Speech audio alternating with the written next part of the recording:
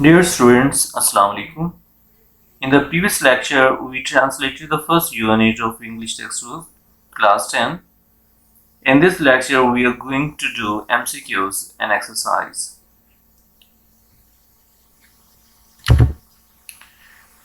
Glossary. Page number 5 पे आप देखिए ग्लॉसरी। ग्लॉसरी कहते हैं लुगत को। एंसेस्टर का मतलब होता है आबा अजदाद।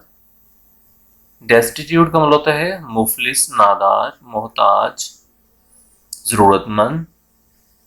एक्विटेबल का मतलब होता है फेयर यानी आदिल, मुनसिफ, इंसाफ पसंद। फर्म का मतलब होता है मुस्तकिल मिजाज, पुरअज़्म, मुस्तकिल मिजाज, पुरअज़्म, साबित कदम। फो का मतलब होता है एनिमी, दुश्मन।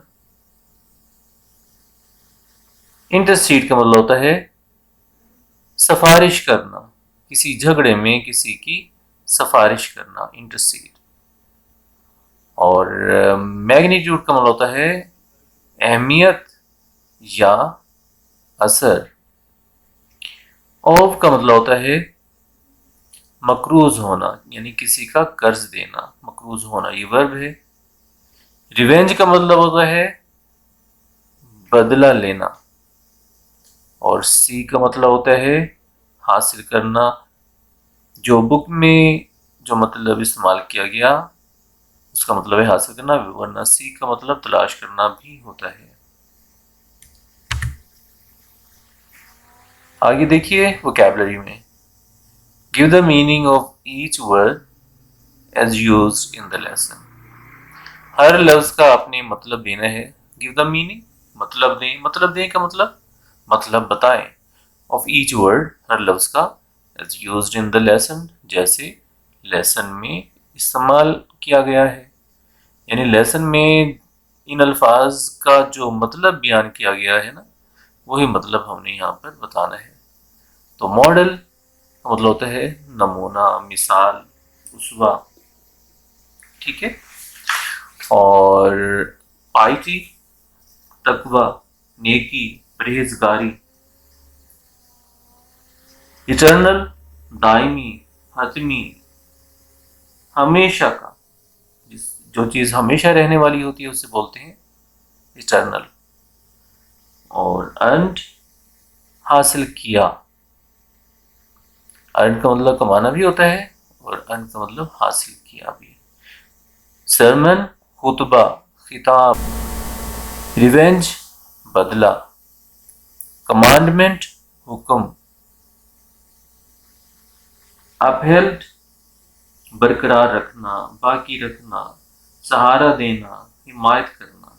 ठीक है, ये मुख्तलिफ मीनिंग्स हैं इसके।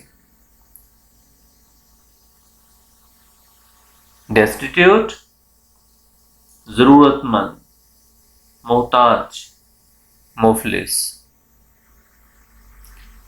प्रोक्लेम्ड ऐलान किया।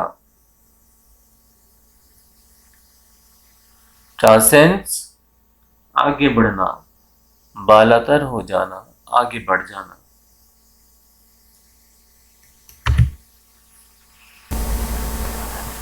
नेक्स्ट देखें, चूज द अप्रोप्रिएट सिनोनिम्स। मौजू, अप्रोप्रिएट मौजू या मुनासिब। सिनोनिम्स मुतरादिफ, एक जैसे, सिमिलर। सिनोनिम्स ये वर्ड है, सिनोनिम्स इसे गलत प्रोनाउंस किया जाता है तो आप इसे अच्छी तरह से सुन लें। सिनोनिम्स, सिनोनिम्स क्या होते हैं? एक जैसे लफ्ज जिनका मतलब सेम हो। और द फॉलोइंग वर्ड्स मंदरजा झैल अल्फाज के सिनोनिम्स। अप्रोप्रिएट, मुनासिब। मुनासिब सिनोनिम्स बताएं किसके? मंदरजा झैल अल्फाज के। चूज का मतलब इंतखाब करें। मंदरजा झैल अल्फाज के मुनासिब सिनोनिम्स का इंतखाब कीजिए। अब पहला है एक्विटेबल। अब एक्विटेबल के आगे तीन उन्होंने दिए हुए हैं, फेयर, जस्ट, इक्वल। ये वर्ड फेयर है, फेयर नहीं है, फेयर।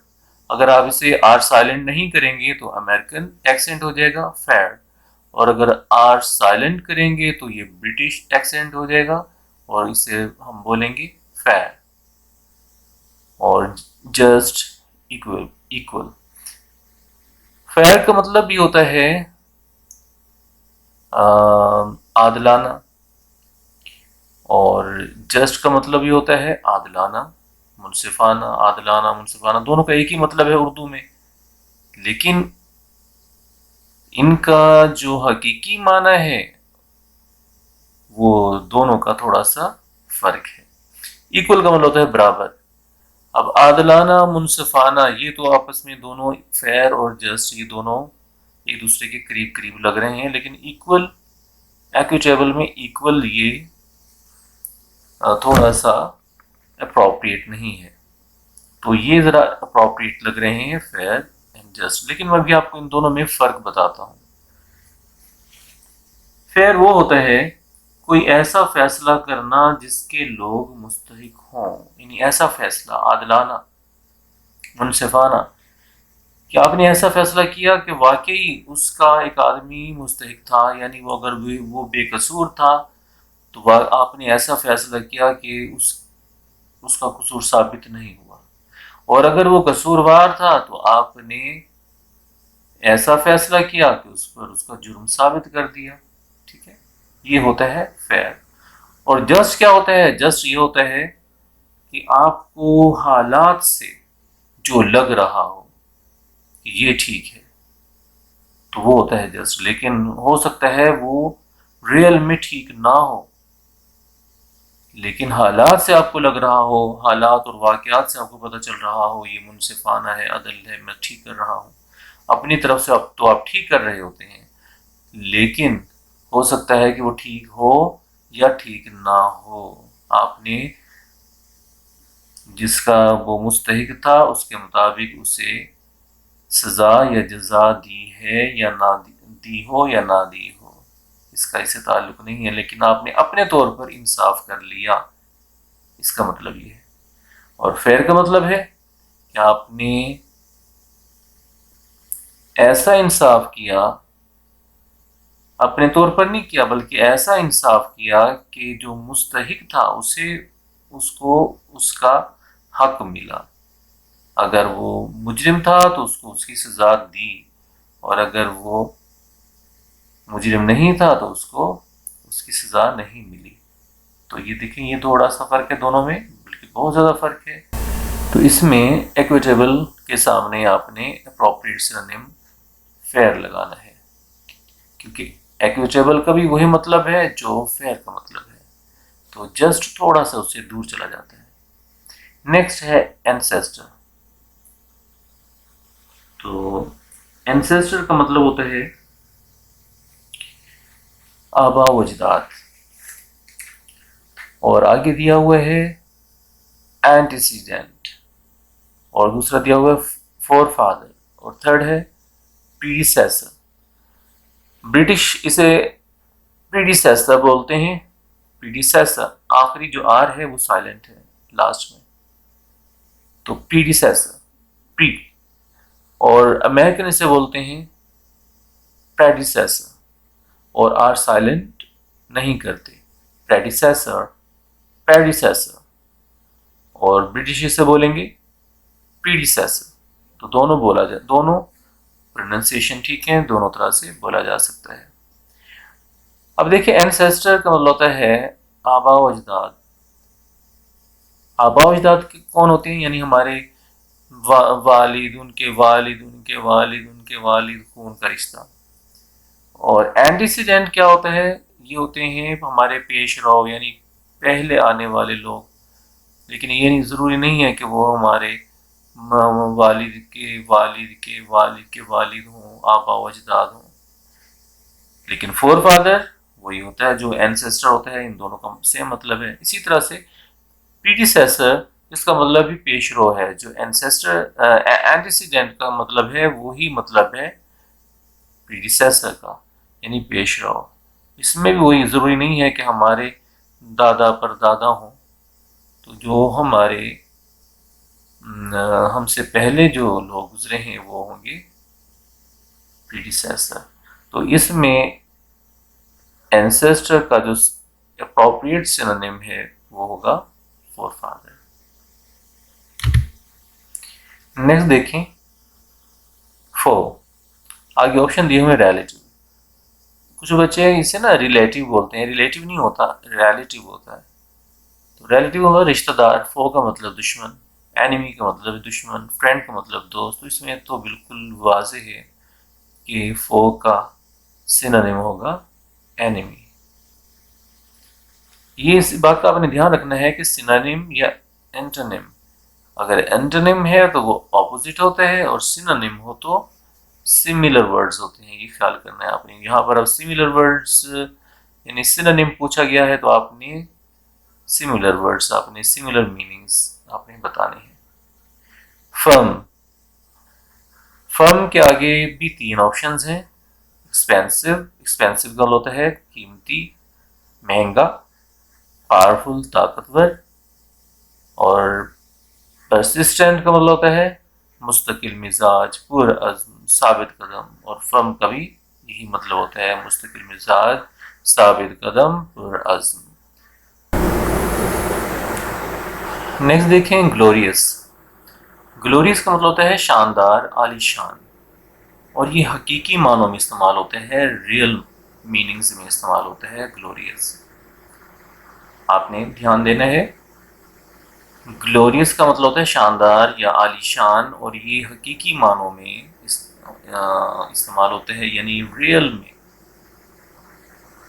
इसके आगे थ्री ऑप्शन हैं। लस्ट्रस, लस्ट्रस का मतलब होता है चमकदार, रोशन, चमकता हुआ, मुनव्वर।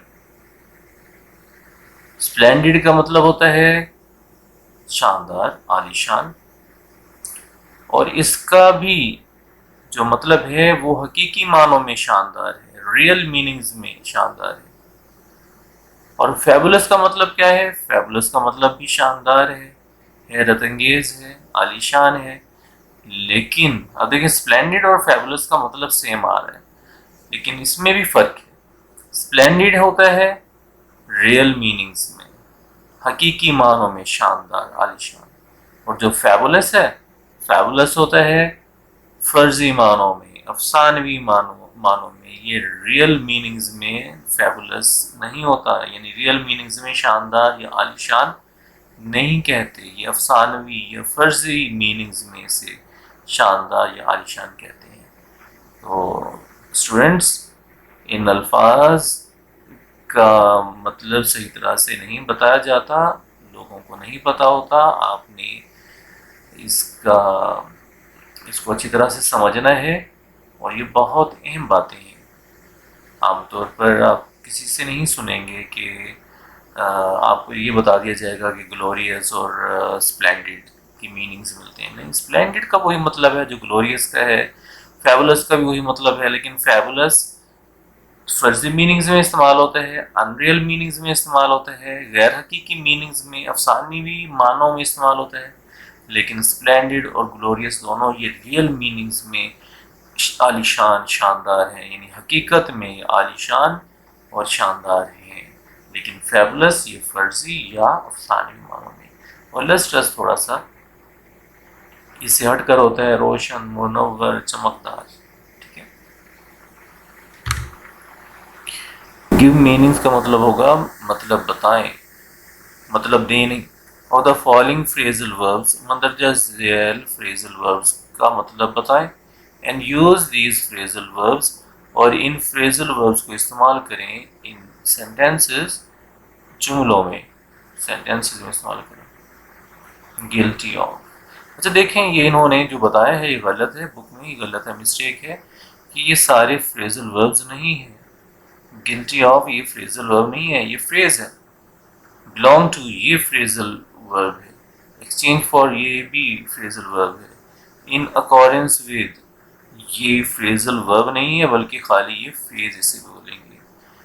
तो फ्रेजल वर्ब वो होती है जिसमें एक वर्ब हो और वर्ब के बाद कोई एडवर्ब हो या फिर कोई प्रेपोजिशन हो। अब जैसे बिलोंग है, बिलोंग क्या है, वर्ब है, वर्ब के बाद अब उसके आगे प्रेपोजिशन आ रही है, टू आ रहा है, तो ये क्या होगा, ये फ्रेजल वर्ब होगी। इसी तरह से एक्सचेंज फॉर, एक्सचेंज क्या है, वर्ब है, और फॉर क्या है, ये प्रेपोजिशन है।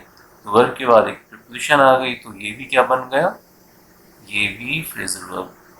इन अकॉर्डेंस विद, अब ये अकॉर्डेंस जो है ये नाउन है, वर्ब नहीं है, तो इसे हम फ्रेजल वर्ब नहीं बोलेंगे, ये क्या होगी, ये खाली फ्रेज होगा। इसी तरह से गिल्टी, गिल्टी जो है ना, ये भी वर्ब नहीं है। अब दो अल्फाज आ रहे हैं, गिल्टी है और उसके बाद ऑफ है, ऑफ क्या है, ये प्रेपोजिशन है, तो ये भी एक फ्रेज है। यानी पहला और आखिरी ये फ्रेज है, और दरमियान वाले दो बिलोंग टू और एक्सचेंज फॉर, ये दोनों फ्रेजल वर्ब्स हैं। अब आपने याद रखना है, फ्रेजल वर्ब्स वो होते हैं जिसमें एक वर्ब हो और वर्ब के बाद या तो कोई एडवर्ब हो या फिर प्रेपोजिशन हो, या दोनों भी हो सकते हैं। वर्ब के बाद प्रेपोजिशन, वर्ब के बाद एडवर्ब और उसके बाद प्रेपोजिशन भी हो सकते हैं, दोनों, यानी तीन चीज़ें होंगी, एक वर्ब होगी, उसके बाद फिर एडवर्ब होगी, फिर एडवर्ब के बाद एक प्रेपोजिशन कोई भी आ सकती है। आपको पता होना चाहिए प्रेपोजिशंस क्या होती हैं, इन, ऑन, टू, फॉर वगैरह, एट, तो ये होते हैं प्रेपोजिशन। तो देखिए बिलोंग टू, टू क्या है, प्रेपोजिशन है, बिलोंग वर्ब है, टू प्रेपोजिशन, तो ये phrasal verb. Exchange for, exchange verb है। हाँ, इन एक्सचेंज फॉर अगर होता ना, इन एक्सचेंज फॉर, तो फिर इन एक्सचेंज फॉर वो फिर ये फ्रेजल वर्ब ना होता, क्योंकि इन एक्सचेंज फॉर ये एक्सचेंज नाउन भी है और एक्सचेंज वर्ब भी है, और यहाँ पर एक्सचेंज फॉर ये वर्ब के तौर पर यूज हो रहा है। अगर एक्सचेंज से पहले इन भी होता, एक और प्रेपोजिशन होता, तो इन एक्सचेंज फॉर तो फिर ये नाउन होता। ठीक है, एक्सचेंज क्या होता, नाउन होता, तो फिर जाहिर सी बात है ये भी फ्रेजल वर्ब ना होता, फिर एक फ्रेज होता। एनी हाउ, वो कह रहे हैं कि आपने इनका मतलब बताना है और इन्हें सेंटेंसेस में इस्तेमाल करना है। तो गिल्टी ऑफ का मतलब होता है मुजरिम। ख्याल कीजिएगा, कुछ लोग इसे मुलजिम कहते हैं, मुलजिम नहीं होगा कभी भी इसका मतलब। मुलजिम का मतलब होता है जिस पर इल्ज़ाम हो, जुर्म साबित ना हो। और गिल्टी ऑफ क्या होता है, जिस पर जुर्म साबित हो चुका हो, जिस पर जुर्म साबित हो चुका हो उसे कहते हैं मुजरिम। तो गिल्टी ऑफ का मतलब होगा मुजरिम या कसूरवार। और मुलजिम क्या होता है, जिस पर अभी इल्ज़ाम हो, तो वो बेगुनाह भी हो सकता है। ठीक है, तो गिल्टी ऑफ मुजरिम, तो इसका आपने बनाना है। और बिलोंग टू, इसका भी आपने सेंटेंस बनाना है। बिलोंग टू का मतलब होता है ताल्लुक होना। अगर कोई शख्स है, कोई ह्यूमन है, तो उसका मतलब आएगा ताल्लुक होना। और अगर कोई चीज़ है तो फिर बिलोंग टू का मतलब होता है मिल्कियत होना। इसकी आगे मिसालों से हम इसको क्लियर करेंगे। और एक्सचेंज फॉर का मतलब होता है कोई चीज़ तब्दील करवाना, कोई चीज़ तब्दील करवाना। और इन अकॉर्डेंस विद का मतलब होता है के मुताबिक। अब हम मिसालों से इसके हम सेंटेंसेस बनाएंगे और इसको समझते हैं।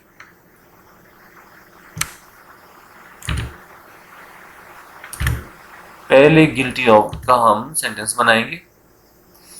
He was found guilty of theft, वो चोरी का मुजरिम पाया गया। ही वॉज फाउंड, वो पाया गया, गिल्टी ऑफ थेफ्ट, चोरी का मुजरिम, गिल्टी मुजरिम, ऑफ थेफ्ट चोरी का। ही वॉज फाउंड, वो पाया गया, गिल्टी ऑफ थेफ्ट चोरी का मुजरिम। अब जरूरी ही वॉज फाउंड है तो आप ही इज भी लिख सकते हैं, he is found guilty of theft, वो चोरी का मुजरिम पाया गया है। इसी तरह से शी भी लगा सकते हैं, she is found guilty of theft, या कुछ भी आप लगा सकते हैं, किसी का नाम भी लगा सकते हैं आप। ठीक है, Shajib is found guilty of theft, Shajib was found guilty of theft. तो इसी तरह से ये अगर आपको सेंटेंस बड़ा लग रहा है तो छोटा सा ही बन सकता है। He was guilty of theft, वो चोरी का मुजरिम था, वो चोरी का कसूरवार था। ही इज भी लगा सकते हैं, he is guilty of theft, she is guilty of theft, she was guilty of theft, और किसी का नाम भी आप लिख सकते हैं। ठीक है, इसी तरह से he was guilty of murder, वो कत्ल का मुजरिम था। He is guilty of murder, वो कत्ल का मुजरिम है। अब है बिलोंग टू। अगर है बेजान चीज, इसके बाद या इससे पहले अगर कोई बेजान चीज आती है तो फिर इसका मतलब होगा मिल्कियत होना। This book belongs to me, ये किताब मेरी मिल्कियत है। अब आपने ये नहीं लिखना कि वहां तो बिलोंग टू है तो यहाँ हम बिलोंग्स टू क्यों लिखें। कुछ बच्चे क्या करते हैं, वैसा लिख देते हैं जैसे वो लिखा वर्ड दिया होता है उसी वर्ड के मुताबिक लिख देते हैं। बेटा ये आपने ग्रामर को फॉलो करके, टेंस को फॉलो करके लिखना होता है। अब दिस बुक, ये सिंगुलर सब्जेक्ट है तो प्रेजेंट इंडेफिनिट टेंस में क्या करते हैं, वर्ब के साथ एस या ई एस लगाते हैं। अगर सिंगुलर सब्जेक्ट हो, जैसे दिस बुक है, अकेला है ना, अकेली ये किताब, एक ही किताब है ना, तो उसके साथ आगे आ रही है वर्ब, वर्ब के साथ क्या लगाएंगे, अब हम एस लगाएंगे। अगर ये दिस बुक ना होता, दीज बुक्स होता, बहुत सारी बुक्स होती, तो फिर बिलोंग के साथ हम एस ना लगाते। ठीक है, याद रखिएगा, this book belongs to me, ये किताब मेरी मिल्कियत है। और अगर होता दीज बुक्स, फिर क्या होता, good, these books belong to me, फिर एस ना लगाते तो ये फिर उसका मतलब होता ये किताबें मेरी मिल्कियत हैं। अगर कोई शख्स है तो फिर बिलोंग टू का मतलब मिल्कियत होना नहीं होता, फिर बिलोंग टू का मतलब होता है ताल्लुक होना। जैसे ही है, ही एक शख्स है, दिस बुक बेजान चीज थी और ही एक शख्स है, तो अब इसके लिए बिलोंग आएगा तो हम इससे कहेंगे कि ताल्लुक होना। He belongs, he she it के साथ क्या लगाते हैं, वर्ब के साथ एस या ई एस लगाते हैं, इसीलिए हम बिलोंग्स लगाएंगे। अगर ही की जगह दे होता फिर हम एस ना लगाते, they belong to a noble family, वो एक शरीफ खानदान से ताल्लुक रखते हैं। He belongs to a noble family, वो एक शरीफ खानदान से ताल्लुक रखता है। She belongs to a noble family, वो एक शरीफ खानदान से ताल्लुक रखती है। I belong to a noble, I के साथ भी एस नहीं लगेगा, I belong to a noble family, we belong to a noble family, we के साथ भी एस नहीं लगेगा, दे के साथ भी एस नहीं लगेगा। You belong to a noble family, आप एक शरीफ खानदान से ताल्लुक रखते हैं या आपका ताल्लुक एक शरीफ खानदान से। जरूरी नहीं है कि एक ही किस्म की ट्रांसलेशन की जाए, ट्रांसलेशन मुख्तलिफ की जा सकती है। तो यू बिलोंग, यू के साथ बिलोंग्स नहीं आएगा, यू के साथ कभी ऐसे नहीं लगाते। You belong to a noble family, आपका ताल्लुक एक शरीफ खानदान से है। He belongs to a respectable family, तो नोबल की जगह रिस्पेक्टेबल भी लिख सकते हैं, मुअज़्ज़ज़ घराने से है, मुअज़्ज़ज़ फैमिली से है। ठीक है, फैमिली क्या होता है, घराना। He belongs to a respectable family, उसका ताल्लुक एक मुअज़्ज़ज़ घराने से है या वो एक मुअज़्ज़ज़ घराने से ताल्लुक रखता है। दोनों ठीक है ट्रांसलेशन।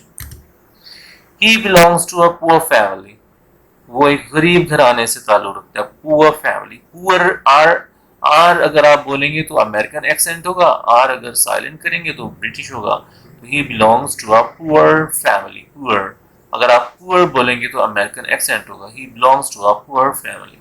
अगर आप आर साइलेंट करेंगे तो फिर इस तरह से बोलेंगे, he belongs to a poor family, उसका ताल्लुक एक गरीब खानदान से है। He belongs to a rich family, उसका ताल्लुक एक अमीर खानदान से है, अमीर घराने से है। फैमिली का मतलब घराना भी होता है, खानदान भी होता है। उसका ताल्लुक एक अमीर घराने से है या अमीर खानदान से है। He belongs to a rich family.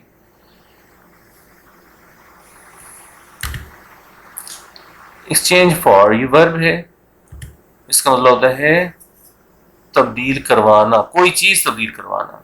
I exchange this shirt, मैंने ये शर्ट तब्दील करवाई। अब ये नहीं लिखना कि एक्सचेंज है तो एक्सचेंज ही लिखेंगे, नहीं, हम अगर पास्ट बना रहे हैं तो उसके साथ डी लगा सकते हैं सेकंड फॉर्म। मैंने ये शर्ट तब्दील करवाई, करवाता हूँ नहीं, लेकिन ये सेंटेंस हो सकता है मैं ये शर्ट तब्दील करवाता हूँ, नहीं। हाँ मतलब ऐसे मीनिंगफुल आप सेंटेंस आपने बनाना है। आई सीन दिस शर्ट, मैंने ये शर्ट तब्दील करवाई। फॉर द कोट, कोट के बदले में, मैंने ये शर्ट कोट के बदले में तब्दील करवाई। अब कोट क्या है, ये मखसूस है, पर्टिकुलर कोट है, एक स्पेसिफिक कोट है, इसलिए इससे पहले हमने दा लगाया। I exchange this shirt for the coat, मैंने कोट के बदले में ये शर्ट ली, ठीक है। आई एक्सचेंज दिस शर्ट, मैंने ये शर्ट तब्दील करवाई, और मैंने ये शर्ट ली, फिर इस बदले में एंड में करेंगे। फॉर द कोट, कोट के बदले में, मैंने कोट के बदले में ये शर्ट ली। या आप इसको इस तरह से ट्रांसलेट कर सकते हैं, मैंने कोट के बदले में ये शर्ट तब्दील करवाई। अब बदले में दो दफा आ जाता है, तब्दील और बदला। अब यहाँ पर देखिए इन एक्सचेंज फॉर, यहाँ पर एक्सचेंज जो है ये वर्ब नहीं है, ये अब नाउन है। तो अब हम कोई और वर्ब इस्तेमाल करके इसे इस्तेमाल करेंगे, जैसे ही गेव मी, उसने मुझे दिए, टू पेन्स, दो pen, in exchange for the book, किताब के बदले में, उसने किताब के बदले में मुझे दो पेन दिए, तो गेव आएगा, ठीक है। तो इन एक्सचेंज फॉर, तो इन एक्सचेंज फॉर ये, अच्छा उन्होंने हमें जो दिया है वो दिया हुआ है exchange for, in exchange for नहीं दिया हुआ। तो आपने ऊपर वाला सेंटेंस बनाना है, अगर वो इन भी साथ दे दें तो फिर आपने ये वाला सेंटेंस लिखना है। He gave me two pens, उसने मुझे दो पेन दिए, इन एक्सचेंज फॉर द बुक, किताब के बदले में। अब है इन अकॉर्डेंस विद, के मुताबिक।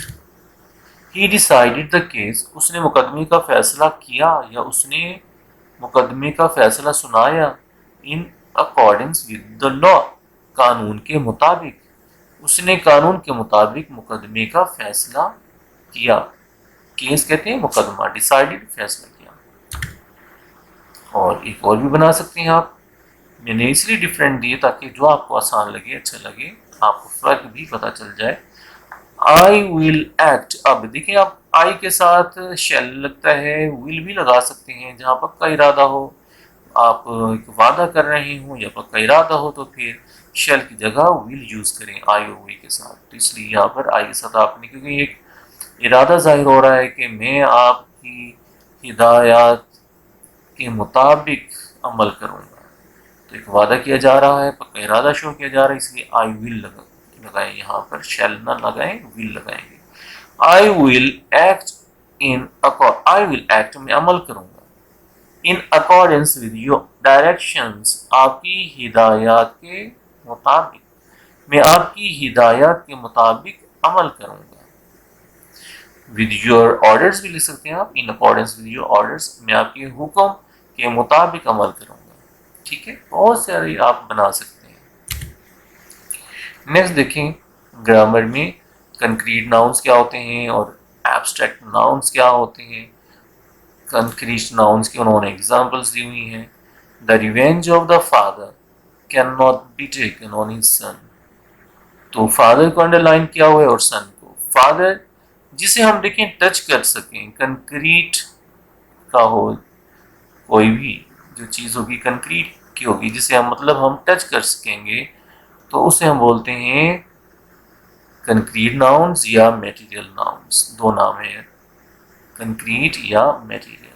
अब फादर सन, इन्हें हम टच कर सकते हैं तो ये नाउन भी है, ठीक है।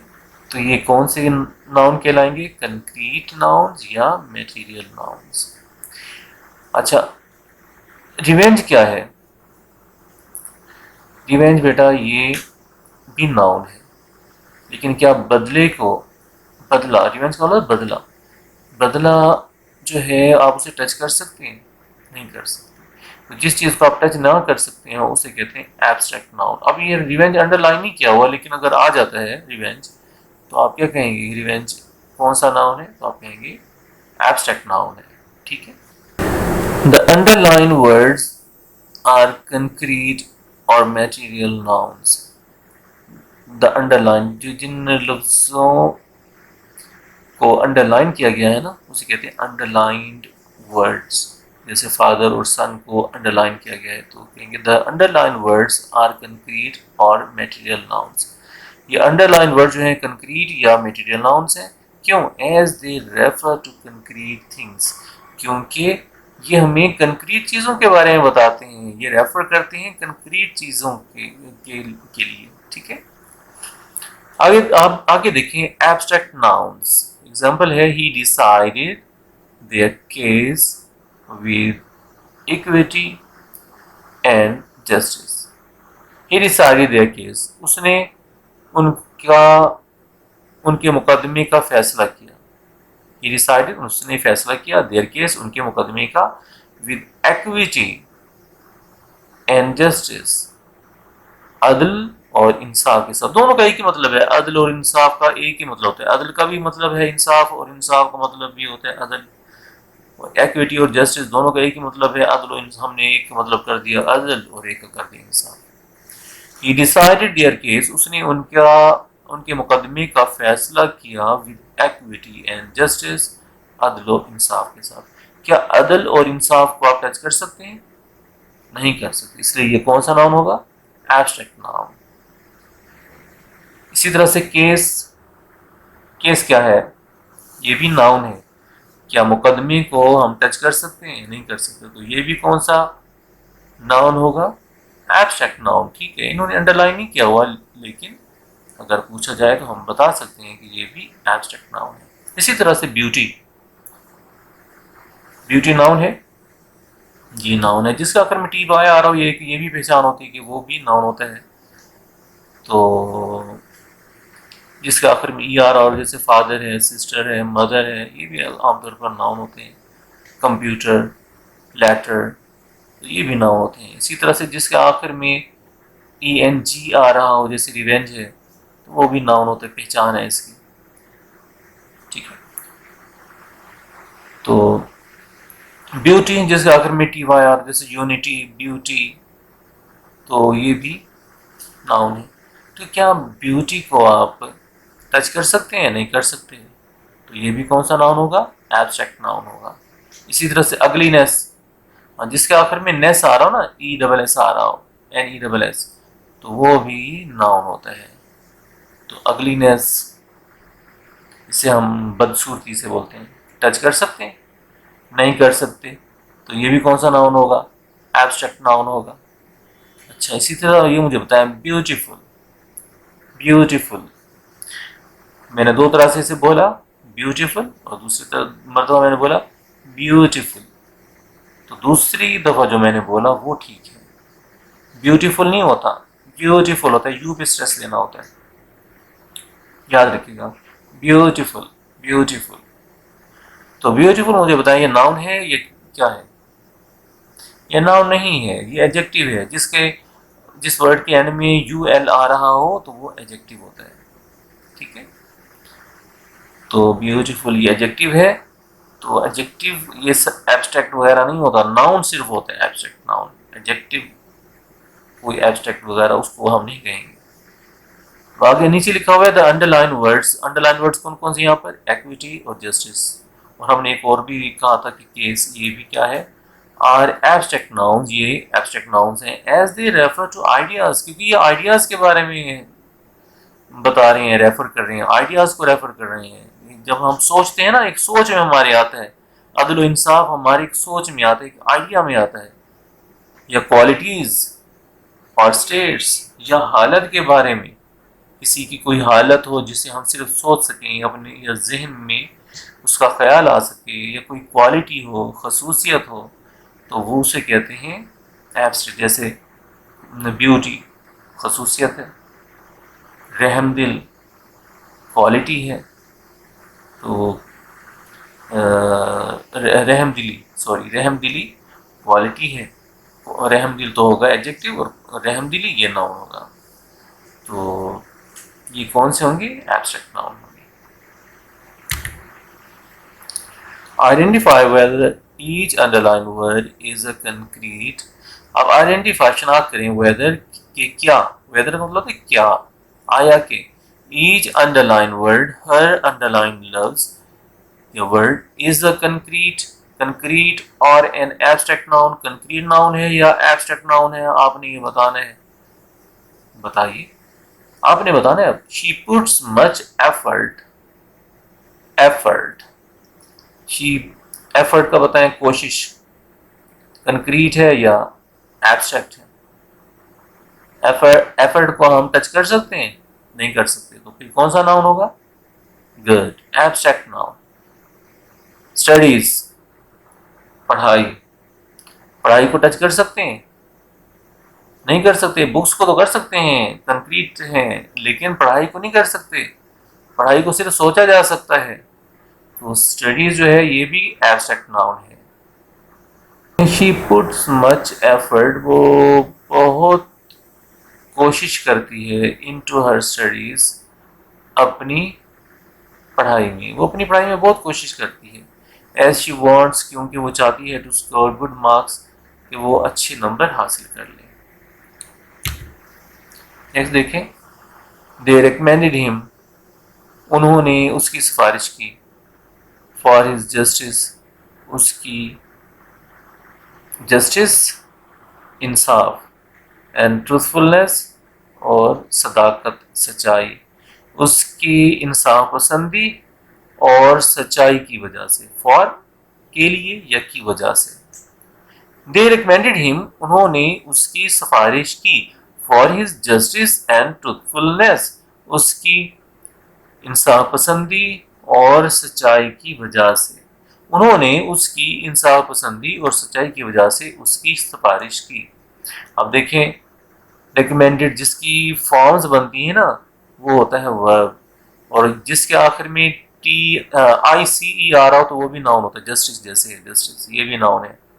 और जस्टिस को बताएं कि आप टच कर सकते हैं? नहीं कर सकते. अदल इंसाफ, इंसाफ पसंदी को, तो ये भी एब्स्ट्रैक्ट नाउन होगा. और मैंने आपको बताया था अभी, जिसके आखिर में NESS है वो भी नाउन होता है. तो ट्रूथफुलनेस, सच्चाई, तो ये भी नाउन है. तो क्या सच्चाई को आप टच कर सकते हैं? नहीं कर सकते. ये भी कौन सा नाउन होगा? एब्स्ट्रैक्ट नाउन होगा. नेक्स्ट देखें, कीप. कीप क्या है? वर्ब है, क्योंकि इसकी 3 फॉर्म्स बनती है. Keep, kept, kept. The balls, गेंदें. बॉल्स, बॉल्स को आप टच कर सकते हैं? कर सकते हैं. कौन सा नाउन होगा? कंक्रीट नाउन या कंक्रीट नाउन या मैटेरियल नाउन, जिसे हम टच कर सकते हैं. इन दैट बास्केट, इसे बास्केट भी बोलते हैं, बास्केट भी बोलते हैं. बास्केट अमेरिकन बोलते हैं और बास्केट ब्रिटिश बोलते हैं. तो बास्केट को आप टच कर सकते हैं? कर सकते हैं. कौन सा नाउन होगा? कंक्रीट और मटेरियल नाउन. फोर्थ देखें, द डिसऑनेस्ट. ऑनेस्ट नहीं है, नेस्ट है. डिसऑनेस्ट, बेईमान जिसे बोलते हैं. ऑनेस्ट का होता है ईमानदार और डिसऑनेस्ट बेईमान. ट्रेडर, ताजिर. अब ताजिर जिसके आखिर में मैंने आपको बताया था ई आ रहा है, जैसे फादर सिस्टर है, वो भी नाउन होता है. तो ट्रेडर नाउन है. तो अंडरलाइन भी है. तो बताएं, ये ट्रेडर को आप टच कर सकते हैं? कर सकते हैं.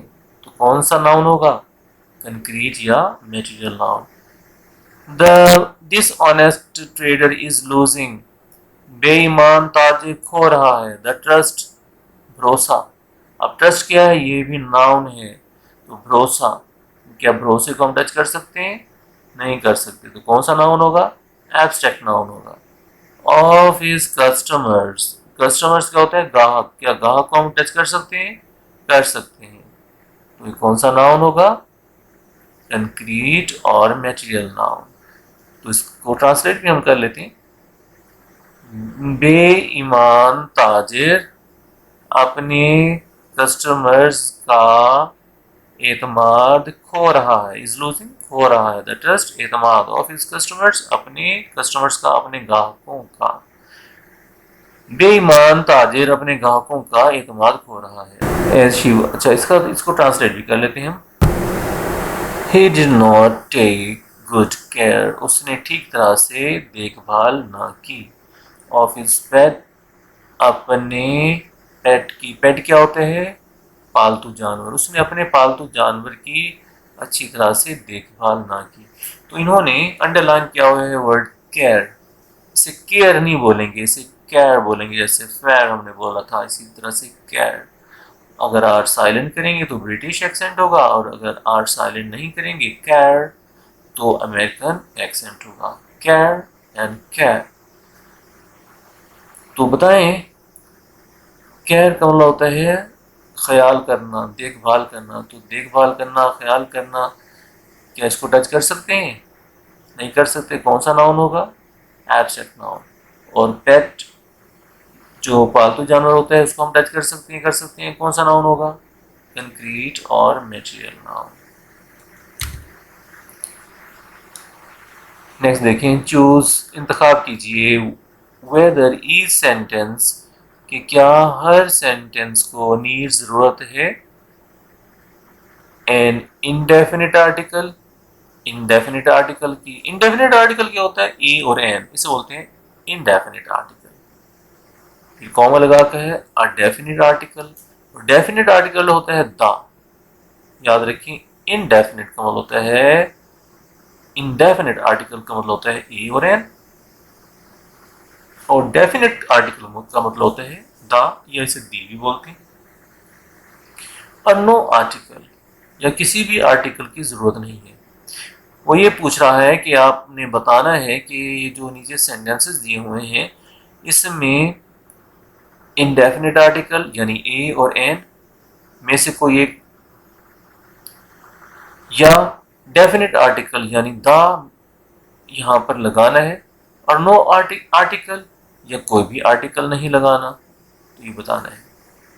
तो इसके रूल्स हैं, कुछ रूल्स मैं अभी आपको बता दूंगा, बाकी जो रूल्स हैं वो आगे जैसे हम आगे जाएंगे ग्रामर में तो मैं आपको समझा दूंगा। फिलहाल जो यहाँ पर रूल्स हैं वो मैं आपको समझा देता हूँ। He asked me, asked British बोलते हैं और एस्क्ड अमेरिकन बोलते हैं, दोनों आप दोनों ठीक है। तो ही आस्क्ड मी या ही आस्क्ड मी। अब यहाँ पर क्या लगाना है? आ लगाएं, एन लगाएं, दा लगाएं, या कुछ ना लगाएं, ये सोचना होगा। तो उसके लिए तरीका होता है कि आप पहले हम आ देखते हैं कि आ लग सकता है या नहीं लग सकता। डियर स्टूडेंट्स, जहां भी कोई नाउन होगा काउंटेबल, यानी ऐसा नाउन जो जिसे गिना जा सके, एंड सिंगुलर, और वो अकेला भी हो, सिंगुलर काउंटेबल नाउन, याद रखना ये लफ्ज, सिंगुलर काउंटेबल नाउन, अकेला जिससे गिना जा सके, काउंटेबल जिससे गिना जा सके नाउन, ऐसा नाउन जो अकेला हो, एक हो, यानी बहुत सारे ना हो, एक ही हो, और इसे गिना भी जा सके, एक दो तीन चार पांच।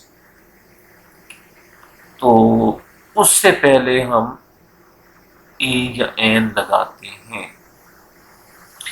अब देखिए यहाँ पर क्वेश्चन है, नाउन है, जिससे आखिर में टी आई ओ एन हो, वो भी नाउन होता है। तो क्या बताएं, मुझे बताइए कि एक क्वेश्चन को गिना जा सकता है? एक question, one question, two question, three question गिना जा सकता है ना, काउंट किया जा सकता है। तो ये काउंटेबल है। और मुझे ये बताएं, ये सिंगुलर है? हाँ जी है, क्योंकि क्वेश्चन है, क्वेश्चंस नहीं है, तो सिंगुलर भी है। तो काउंटेबल, सिंगुलर और नाउन भी है, तो इसका मतलब है यहाँ पर हमें ए लगाना चाहिए। तो ए तो हम लगा रहे हैं वेरी से पहले। मैंने तो अभी आपको बताया था कि काउंटेबल, सिंगुलर काउंटेबल नाउन से पहले लगाते हैं। तो डियर स्टूडेंट्स, वेरी है एडवर्ब, हार्ड है एडजेक्टिव, और फिर आगे है नाउन। याद रखिएगा, नाउन से पहले एडजेक्टिव आता है, और एडजेक्टिव से पहले एडवर्ब अगर अगर आप लगाना चाहें तो ये तरतीब होती है, पहले आएगा एडवर्ब, फिर आएगा एडजेक्टिव, फिर आएगा नाउन। ये याद रखना है आपने। Very hard, very beautiful. तो very hard question, very adverb, hard adjective, याद रखनी है ये चीजें सारी। Question, noun. तो फिर आर्टिकल कहाँ लगाते हैं? वो फिर लगाते हैं एडवर्ब से पहले। He asked me a very hard question. उसने मुझसे एक बहुत मुश्किल सवाल पूछा। हार्ड का मतलब यहाँ मुश्किल है, सख्त नहीं है। अगर वेरी ना होता तो फिर आ कहाँ लगता? हार्ड से पहले।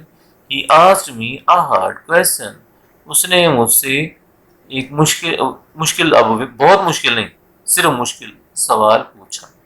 अगर हार्ड भी ना होता, वेरी भी ना होता, फिर क्या होता? He asked me a question, उसने मुझसे एक सवाल पूछा।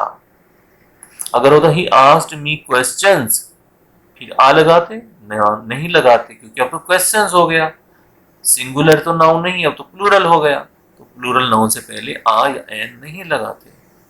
अच्छा, इसी तरह से एक और सेंटेंस लेते हैं। This is this is an apple, ये एक सेब है। एप्पल देखिए नाउन है ना, सिंगुलर भी है, एप्पल्स नहीं है बल्कि एप्पल है, सिंगुलर है और नाउन है। इसे काउंट भी कर सकते हैं, 1 एप्पल, 2 एप्पल्स, 3 एप्पल्स। इसलिए इससे पहले भी आ लगेगा, चाहे आप उर्दू में एक कहें या ना कहें। इंग्लिश के रूल्स के मुताबिक आपने साथ एन क्यों लगाएंगे? क्योंकि एप्पल वॉल साउंड से स्टार्ट हो रहा है। ये वॉल साउंड से स्टार्ट होना चाहिए, ना कि वॉवल से। वॉवल्स क्या होती हैं? ए, ई, आई, ओ, यू, ये 5 लेटर्स हैं। लेकिन एन कहाँ लगता है? जो वॉल साउंड से स्टार्ट हो। वॉल साउंड क्या होती है? अगर आप उर्दू में अलिफ की जो आवाज होती है उसे कहते हैं वॉल साउंड। मतलब एप्पल को जब आप लिखेंगे तो अलिफ से लिखेंगे, एम ए को जब आप लिखेंगे he is an M A बोलेंगे, क्योंकि जब आप एम ए लिखते हैं तो अलिफ से लिखते हैं, तो इसलिए हम कहेंगे he is an M A. ठीक है, तो इसी तरह से दिस इज एन एप्पल, ये एक सेब है। अगर होता ये एक अच्छा सेब है, या ये एक तो फिर क्या होता?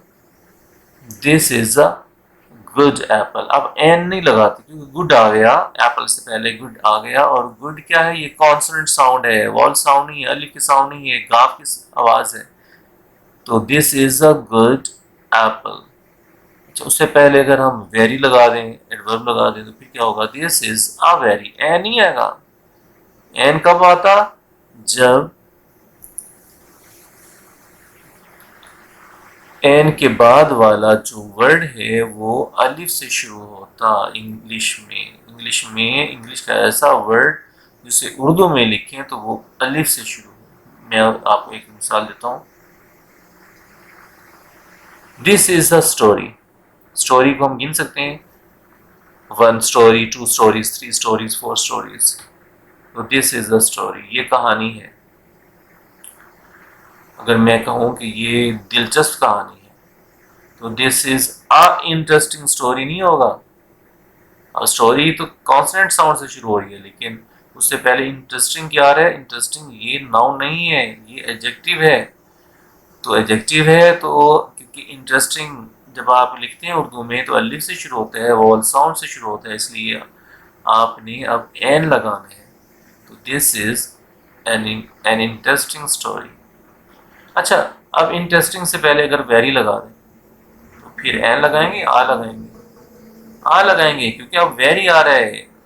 आ के बाद वेरी आ रहा है। This is a very interesting story, ये बहुत दिलचस्प कहानी है। देखिए, मैंने बहुत डिटेल से आपको ये समझाया है, आपने ये रूल्स अच्छी तरह से समझने हैं, बोलना नहीं है। नेक्स्ट देखें। Question that he asked me was easy. सवाल जो उसने मुझसे पूछा आसान था। अब सवाल जो उसने मुझसे पूछा, तो मैं मुझसे जो उसने सवाल पूछा ना वो मखसूस सवाल हो गया, मैं उस सवाल का मुझे पता है। तो जब बोलने वाला किसी भी नाउन के बारे में बात कर रहा होता है और उसको उसके बारे में पता होता है, मीनिंग से पता चल जाता है, तो वो स्पेसिफिक नाउन हो जाता है, पर्टिकुलर नाउन हो जाता है। जब स्पेसिफिक और पर्टिकुलर नाउन हो जाए तो उससे पहले दा लगता है। द क्वेश्चन, वो सवाल, दैट ही आस्क्ड मी, जो उसने मुझसे पूछा। लेकिन मैं जानता हूँ ना कौन सा उसने मुझसे सवाल पूछा, इसलिए दा लगेगा यहाँ पर, आ नहीं लगेगा। क्वेश्चन देखें वहां उसमें हमने आ लगाया क्योंकि वहां पर मखसूस नहीं था। देखिए, ही आस्क्ड मी, उसने मुझसे पूछा, अ वेरी हार्ड क्वेश्चन, एक बहुत मुश्किल सवाल पूछा। उसने मुझसे एक बहुत मुश्किल सवाल पूछा।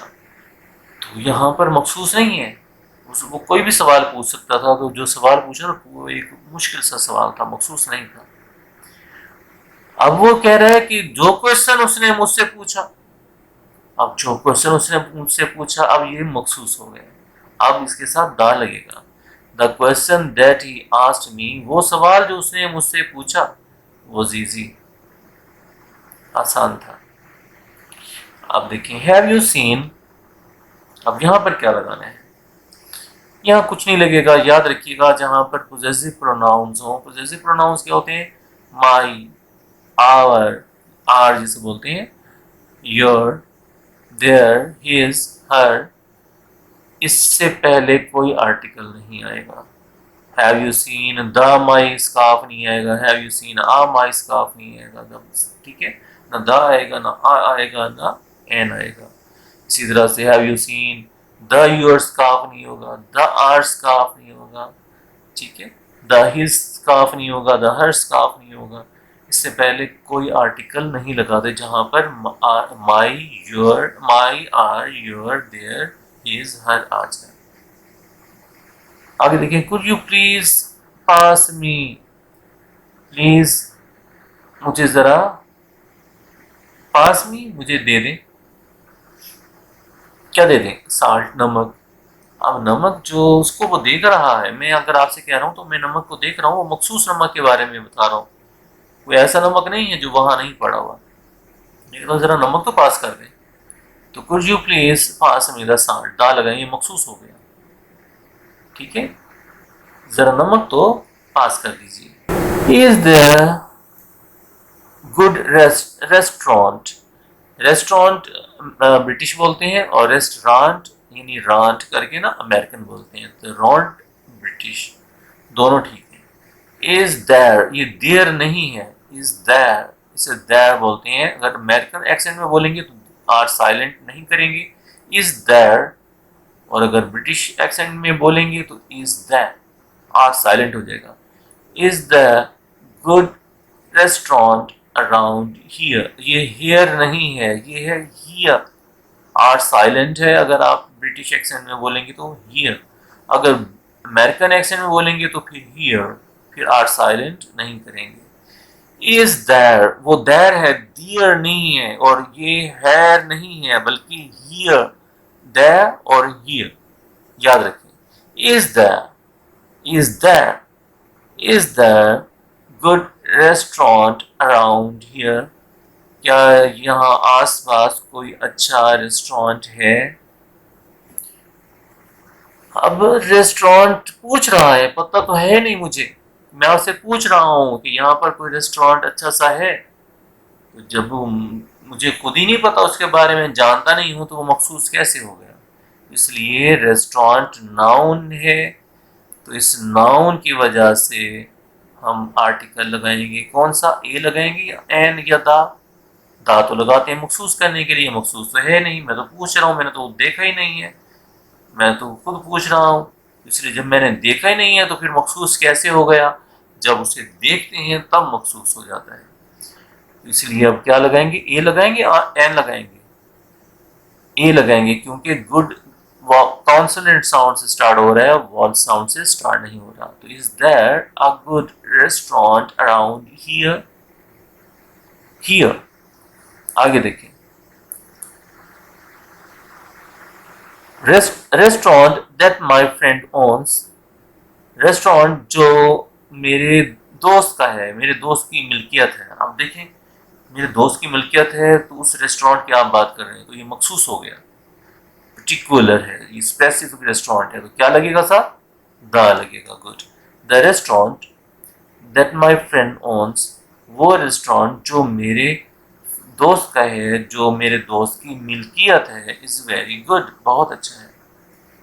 आगे देखें, I have several good friends, several, many, a lot of आ जाए तो उसके साथ आ एन दा नहीं लगाते, several, many, a lot of, ठीक है, याद रखना है। तो I have several good friends, यहाँ कुछ भी नहीं आएगा। इसी तरह से ये देखें, यूएई, यूएई क्या है, यूनाइटेड अरब, यू से यूनाइटेड, ए से अरब, ई से एमिरेट। यूनाइटेड अरब एमिरेट, तो जिसे मुत्तहिदा क्या कहते हैं, मुत्तहिदा यूनाइटेड मुत्तहिदा अरब एमिरेट, मुत्तहिदा अरब अमारात जिसे बोलते हैं आप, मुत्तहिदा अरब अमारात। द पाकिस्तान नहीं लिख सकते, सिर्फ पाकिस्तान। द इंडिया नहीं लिख सकते, सिर्फ इंडिया। अमेरिका कहेंगे, द अमेरिका नहीं कहेंगे। यूनाइटेड स्टेट्स ऑफ अमेरिका, तो यूएसए, यूएसए, तो इसके साथ हम द लगाएंगे, द यूएसए। ठीक है, इसी तरह से यूके, यूके, यूके हम इंग्लैंड को कहते हैं, तो इसके साथ भी हम दा लगाएंगे। इसी तरह से KSA, kingdom of Saudi Arabia, सऊदी अरब हम लिखेंगे अगर, तो फिर दा नहीं लगाएंगे, सऊदी अरेबिया। लेकिन अगर हम KSA लिखेंगे तो उसके साथ हम KSA लिखेंगे या बोलेंगे तो उसके साथ हम दा ही यूज करेंगे, द KSA। तो ये आपने याद रखना है। आई विल सी यू इन, मैं आपसे मिलूंगा। सी का मतलब देखना भी होता है और सी का मतलब मिलना भी होता है। ज्यादातर मीनिंग जो है यहाँ पर मिलने के मीनिंग्स में इस्तेमाल होते हैं। आई विल सी यू, मैं आपसे मिलूंगा। इन द वीक, अगर मैं कहता हूँ तो मखसूस जगह, हफ्ते में, यानी किस हफ्ते में, एक मखसूस हफ्ता होगा उसमें मैं मिलूंगा। मतलब ये इसमें कहना वो ये चाह रहा है कि मैं एक हफ्ते तक या एक हफ्ते बाद आपको मिलूंगा। तो ये नहीं कहते कि I will see you after a week. ठीक है, आफ्टर नहीं लगाते, इन लगाते हैं हमेशा। चाहे उर्दू में आप बाद लिखें, लेकिन इंग्लिश में आपको इन लिखना पड़ेगा। मैं आपको एक हफ्ते तक मिलूंगा, मैं आपको एक हफ्ते बाद मिलूंगा। I will see you in a week आएगा। ठीक है, I will in a week, in a day, in a week, in a day, in a month, in a year. I am on vacation until Monday, मैं Monday तक छुट्टी पर हूँ, छुट्टियों पर हूँ। बल्कि जो वेकेशन होते हैं वो एक से ज्यादा छुट्टी के लिए आता है, और हॉलीडे जो है तो वो एक छुट्टी के लिए आता है, और हॉलीडेज है तो बहुत बहुत सारी छुट्टियां हैं। तो हॉलीडेज के साथ तो आ नहीं लगता, लेकिन हॉलीडे के साथ आ लगता है अगर सिंगुलर है, काउंटेबल, क्योंकि हम गिन सकते हैं एक, one holiday, two holidays, three holidays, four holidays. लेकिन वेकेशन को हम काउंट नहीं कर सकते। वन वेकेशन, टू वेकेशंस नहीं होता, वेकेशन की प्लूरल नहीं होती। तो one vacation, two vacations, three vacations नहीं हम लिख सकते। तो वेकेशन का मतलब भी यही होता है कि बहुत सी छुट्टियां, एस लगाने की जरूरत नहीं होती, बल्कि गलत होता है अगर आप एस लगा देंगे। वेकेशन, वेकेशन के साथ एस नहीं लगाना। तो इसलिए यहाँ पर ना दा लगेगा, ना एन लगेगा, ना आ लगेगा, कुछ भी नहीं लगेगा। आई am on vacation until Monday, मैं मंडे तक छुट्टियों पर हूँ। नेक्स्ट देखिए, नाउन फ्रेज। नाउन फ्रेज क्या होता है? A noun phrase is a group of words, noun phrase is a group of words, words का एक ग्रुप होता है, यानी बहुत सारे वर्ड्स जब मिल जाते हैं तो नाउन फ्रेज बन जाता है। That does the work of a noun, एक नाउन का काम करता है, यानी बहुत सारे अल्फाज मिलकर वो एक नाउन का काम करते हैं। मसलन as a young trader, a young trader, तो सबसे पहले देखें कि नाउन कौन सा है जिसके आखिर में ई आर आ रहा है, ट्रेडर। मैंने आपको बताया था ना पहचान ट्रेडर, ट्रेडर है नाउन, उससे पहले क्या आ रहा है, यंग, यंग क्या है, एडजेक्टिव, और उससे पहले क्या आ रहा है, आ किस वजह से आ रहा है, ट्रेडर की वजह से। ट्रेडर क्या है, सिंगुलर काउंटेबल नाउन है, तो उसकी वजह से आ यंग ट्रेडर आ रहा है। तो अ यंग ट्रेडर जो है वो एक ही आदमी के बारे में, एक ही ट्रेडर के बारे में बात हो जा रही है, नौजवान ट्रेडर, नौजवान ताजिर। एक ही बंदा है ना, एक ही नाउन। ठीक है, ये एक ही नाउन का ये काम करता है, तो इसलिए ये कहलाएगा नाउन फ्रेज। आगे देखें, ही अर्नड रेपुटेशन, उसने शोहरत हासिल की, ऑफ बीइंग एन ऑनेस्ट। अब देखें, यहाँ हम देखेंगे अगर कोई नाउन होगा ना, और नाउन से पहले कोई एडजेक्टिव वगैरह आ रही हैं, तो फिर हम सबसे पहले हम देखते हैं नाउन कहाँ पर है। नाउन है बिजनेसमैन। हाँ, बिजनेसमैन नाउन है, उससे पहले क्या आ रहा है? Just, adjective. अच्छा, एंड फिर आ रहा है, एंड से पहले फिर आ रहा है फिर ये एडजेक्टिव है। उससे पहले कॉमा है, कॉमा से पहले फिर देखें, फिर क्या है? फिर एडजेक्टिव है, ऑनेस्ट। ये ऑनेस्ट नहीं है, ऑनेस्ट, ऑनेस्ट है। और उससे पहले एन आ रहा है। एन किस वजह से आ रहा है? बिजनेसमैन की वजह से। बिजनेसमैन अकेला है, सिंगुलर है, और उसे गिना भी जा सकता है, यानी काउंटेबल भी है। तो इसकी वजह से एन क्यों लगेगा? ऑनेस्ट की वजह से। ये हॉनेस्ट नहीं है, एच साउंड नहीं देगा, बल्कि अलिफ साउंड देगा। उर्दू में जब आप लिखेंगे तो ऑनेस्ट लिखेंगे, अलिफ की आवाज देगा। तो जो अलिफ की आवाज देगा तो उससे पहले हम एन लिखेंगे। तो एन, ऑनेस्ट, फेयर, उसकी ये सारी खसूसियात हैं। ऑनेस्ट, ईमानदार, फेयर, इंसाफ पसंद, मुनसिफ, एंड जस्ट, और इंसाफ पसंद, बिजनेसमैन, बिजनेसमैन। तो ये सारी एक ही आदमी के बारे में, एक ही बिजनेसमैन के बारे में ये सारी जो खसूसियात हैं बताई गई हैं, तो एक ही आदमी के बारे में है। कितनी सारी, अब देखें, एन एक, honest two, fair three, and four, just five, businessman six. ये सिक्स वर्ड्स मिलकर क्या बन गया? एक नाउन फ्रेज बना। ठीक है, क्योंकि उसकी जो तारीफ है शुरू हो रही है एन ऑनेस्ट से। किसकी तारीफ शुरू हो रही है? बिजनेसमैन की। वो कैसा बिजनेसमैन है? ऑनेस्ट है, ईमानदार है, फेयर है। ठीक है, फेयर का मतलब होता है आदिल, मुनसिफ, जस्ट, इंसाफ पसंद। तो ही एज अ यंग ट्रेडर, नौजवान ताजिर की हैसियत से उसने एक ईमानदार, मुनसिफ और इंसाफ पसंद बिजनेसमैन होने की शोहरत हासिल की। He earned reputation, उसने शोहरत हासिल की, of being, होने की, an honest, ईमानदार, fair,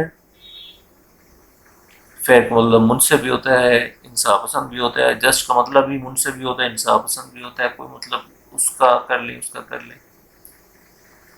तो एक नौजवान ताजिर की हैसियत से उसने एक ईमानदार, मुनसिफ और इंसाफ पसंद बिजनेस मैन होने की शोहरत हासिल कर ली। अब हम इसमें से देखेंगे, ढूंढेंगे कि कौन कौन से नाउन फ्रेजेस हैं। अंडरलाइन, अंडरलाइन कर दें, हमें अंडरलाइन करना होगा। The noun phrases, noun phrases को इन द फॉलोइंग सेंटेंसेस, मदर सेंटेंसेस में। This is an old fashion hat. सबसे पहले आपने ढूंढना है नाउन को। नाउन कहाँ है? हैट। हैट देखिए नाउन है। उससे पहले क्या आ रहा है? ओल्ड फैशन, पुरानी। और उससे पहले क्या आ रहा है? एन आ रहा है। एन किसकी वजह से आ रहा है? हेड की वजह से। नाउन की, नाउन देखिए सिंगुलर नाउन है, हेड है, हेड्स नहीं है। हेड को काउंट भी कर सकते हैं, गिन भी सकते हैं, वन है, टू हेड्स, थ्री हेड्स।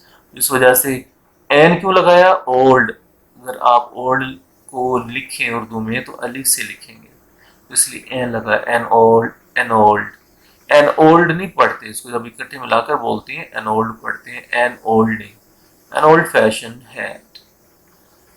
तो this is an old fashion hat. ये एक पुराने फैशन का हैट है। तो नाउन फ्रेज कौन सा बनेगा? यानी एंड में हैट से शुरू होगा और कहाँ तक जाएगा? हेड से पहले क्या है? Adjective, old fashion adjective. और उससे पहले क्या है? एन। एन से लेकर हेड तक आपने अंडरलाइन करना है। ये ख्याल करना है एन से आपने करना है, ओल्ड से नहीं। उसका आर्टिकल भी साथ लगेगा। इज से भी नहीं ख्याल करना है कि वो एन से पहले आप कर दें, इसके नीचे लगा दें, गलत हो जाएगा। आप कहते हैं कि हमने ठीक लिख कर आया, लेकिन यही गलतियां होती हैं। ख्याल करना है इसमें, एन से आपने लाइन स्टार्ट करनी है और हेड तक जाए। आगे देखें, we discovered Fahad plans. Plans भी बोलते हैं, प्लान्स भी बोलते हैं। प्लान्स अमेरिकन बोलते हैं, प्लान्स ब्रिटिश बोलते हैं। तो आप देखिए कि इसके अंदर नाउन क्या है? प्लान्स नाउन है। उससे पहले क्या आ रहा है? फाहद। फाहद के खाली फहद होता तो फहद नाउन है, लेकिन फहद का मतलब है फहद का, तो ये एडजेक्टिव बन गया। तो एडजेक्टिव और नाउन, और उससे पहले क्या आ रहा है, फहद से पहले देखिए कुछ आ रहा है, आर्टिकल वगैरह नहीं है। उससे पहले क्या है, डिस्कवर। डिस्कवर क्या, वर्ब है, वर्ब नहीं आएगी इसके अंदर, सिर्फ आप इसके अंदर क्या क्या आएगा, फहद प्लान आएगा, फहद के मंसूबे। तो फहद प्लान्स, इसको हमने अंडरलाइन करना है, ये है नाउन फ्रेज। आगे देखें, अ रोलिंग स्टोन, एक लुढ़कता हुआ पत्थर, गैदर्स, जमा करता है, इकट्ठा करता है, नो मॉस, कोई काई नहीं। काई आपने देखा होगा पहाड़ों पे सब्ज सब्ज सी काई जमी होती है, जहाँ ज्यादा पानी हो वहां भी काई सी जम जाती है। लेकिन अगर एक पत्थर है, आप हर वक्त उस पत्थर को लुढ़का रहे हैं, उधर उधर फेंक रहे हैं, तो कभी उसके ऊपर कोई चीज उगेगी? ना काई उगेगी, ना कोई पौधा उगेगा, कुछ भी नहीं उगेगा। लेकिन एक जो पत्थर अपनी जगह पर पड़ा है, आप पहाड़ों पर जाते हैं, मरी वगैरह नॉर्दर्न एरियाज आप जाते होंगे, वहां पर आपने देखा होगा कि पहाड़ों पर, पत्थरों पर क्या होता है, सब्जा होता है। कहीं कहीं जहाँ ज़्यादा पानी, यहाँ पर आप देखें तो जहाँ पर पत्थर भी अगर पड़ा होगा, तो पानी अगर मुसलसल वहाँ पर मौजूद है, तो काई सी जम जाती है, उगाती है। तो ये मतलब लफ्जी इसका मैं आपको मतलब बता रहा हूँ, और बामुहावरा मतलब भी मैं आपको समझाता हूँ। रोलिंग स्टोन, एक लुढ़कने वाला पत्थर, गैदर्स नो मॉस, कोई काई इकट्ठा नहीं करता, यानी लुढ़कने वाले पत्थर के पास कभी भी काई जमा नहीं होती, यानी उसके पास कुछ भी हासिल नहीं होता, उसके पास कुछ भी नहीं आता। डामाडोल की मट्टी खराब, डामाडोल की मट्टी खराब, क्या मतलब, जो जिसका कोई मुस्तकिल इरादा ही नहीं है, मुस्तकिल मिजाज ही नहीं है जिस बंदे में, कभी कहता है ये कर लूँ, कभी कहता है आज मैं पढ़ाई स्टार्ट करूँगा, कभी कहता है कल से स्टार्ट करूँगा, चले मैं ये नहीं करता, मैं ये करता हूँ, मैं ये काम नहीं करता, ये करता हूँ, मैंने ये नहीं करना, ये करना है। हर वक्त उसका डिसीजन चेंज हो रहा है, कभी क्या कहता है, कभी क्या कहता है, कभी क्या करता है, कभी क्या करता है। वो बंदा कभी कामयाब नहीं हो सकता। तो डावाडोल ऐसे बंदे को कहते हैं जिसका कोई पक्का इरादा ना हो, उसे पता ही ना हो कि मैंने करना क्या है, उसे कहते हैं डावाडोल। और उसकी मट्टी खराब, मट्टी खराब क्या होगा, उसका कोई हाल नहीं होगा, उसका अंजाम बहुत बुरा होता है। ठीक है, जैसे पत्थर का होता है कि उसको जब वो लुढ़कता रहता है कभी इधर कभी उधर, तो उसे कुछ हासिल वसूल नहीं होता, यहाँ तक कि काई तक उसको मुयसर नहीं होती। जबकि पत्थर जो अपनी जगह पर कायम रहते हैं, वहाँ पर आप देखें कितना सब्जा उगता है, कितने बड़े बड़े वो उसके ऊपर दरख्त उगते हैं। ठीक है ना, तो ये जो कहावतें बनाई जाती हैं वो इसी तरह से बनाई जाती हैं। अब हाँ, अब इसमें हम देखना है कि इसमें नाउन फ्रेज कौन सा है। सबसे पहले आप नाउन ढूंढें, नाउन इसके अंदर स्टोन है। ठीक है, स्टोन, उससे पहले क्या आ रहा है देखें, रोलिंग एडजेक्टिव, और उससे पहले स्टोन सिंगुलर है, उससे पहले रोलिंग से पहले फिर देखें आर्टिकल आ भी आ रहा है। ठीक है, आ रोलिंग स्टोन हो गया, तो यहाँ से आ से लेकर स्टोन तक ये नाउन फ्रेज होगा। गैदर्स क्या है, गैदर्स ये है वर्ब है। अब मॉस भी क्या है, मॉस भी नाउन है, लेकिन इसके साथ कोई और अल्फाज नहीं आ रहे। अगर इसके साथ कोई और लफ्ज, कोई और एडजेक्टिव आ जाता ना इससे पहले, मॉस से पहले, तो ये भी एक फिर नाउन फ्रेज बन जाता। यहाँ पर इससे पहले, मॉस से पहले कोई एडजेक्टिव नहीं आ रहा। ठीक है, बिग मॉस आ जाता, अगर बिग बिग मॉस आ जाता, बिग बड़ा सा मॉस, MOSS है, ये ख्याल करना है कि MASS नहीं है, बल्कि MOSS है। द रीसेंट फ्लड, मौजूदा, हालिया, फ्लड सैलाब, कॉज सबब बना, वजह बना, हैवी डैमेज, भारी नुकसान का, जब बहुत ज़्यादा नुकसान का सबब बना। हालिया सैलाब बहुत ज़्यादा नुकसान का सबब बना। अब इसमें आपने ढूंढना है नाउन। नाउन क्या है, फ्लड, सैलाब। उससे पहले आप देखें क्या आ रहा है, रिसेंट, हालिया, मौजूदा, एडजेक्टिव। और उससे पहले आप देखिए क्या आ रहा है, आर्टिकल आ रहा है, दा आ रहा है। क्योंकि ये सिलाब मौजूदा सिलाब जो है तो मखसूस हो गया ना, हम बता रहे हैं जो अब सिलाब आया है उसके बारे में बात कर रहे हैं हम, मतलब कोई भी बंदा बात कर रहा है, वो कह रहे हैं जो मौजूदा सिलाब है, सिलाब आ चुका है, उसको पता चल गया, तो अब वो क्या हो गया, यहाँ पर डेफिनेट आर्टिकल लगेगा, दा लगेगा। द रीसेंट फ्लड, हालिया सैलाब ने काज्ड, सबब बना, हैवी डैमेज, ज़बरदस्त या भारी नुकसान का सबब बना। इसमें आप मुझे बताएं फ्लड क्या है, नाउन है, उससे पहले एडजेक्टिव रीसेंट आ रहा है, उससे पहले आर्टिकल आ रहा है, तो दा से लेकर फ्लड तक ये बनेगा नाउन फ्रेज। अच्छा आगे देखें कहीं और आ रहा है नाउन, डैमेज, जिसके आखिर में ए जी आ रहा हो ना, ए जी ई, वो भी नाउन होता है। तो डैमेज, तो डैमेज से पहले देखें कोई एडजेक्टिव आ रहा है, हाँ जी हैवी आ रहा है, हैवी एडजेक्टिव है, हैवी एडजेक्टिव है। तो अब एडजेक्टिव और ये नाउन मिलकर क्या बनेगा, उससे पहले देखिए क्या आ रहा है, कॉज्ड वर्ब है, उसे छोड़ दें, हैवी से पहले देखिए, अब देखिए डैमेज है और हैवी है, यहाँ पर आर्टिकल नहीं आ रहा, नहीं आ रहा, हैवी डैमेज होना चाहिए था, नहीं, डैमेज को हम काउंट नहीं कर सकते, ये अनकाउंटेबल नाउन है, सिंगुलर तो है लेकिन अनकाउंटेबल है, और डैमेज कौन सा नाउन है, एब्स्ट्रैक्ट नाउन है, तो इसलिए अनकाउंटेबल एब्स्ट्रैक्ट नाउन है, इसलिए वजह से यहाँ पर आ नहीं लगा।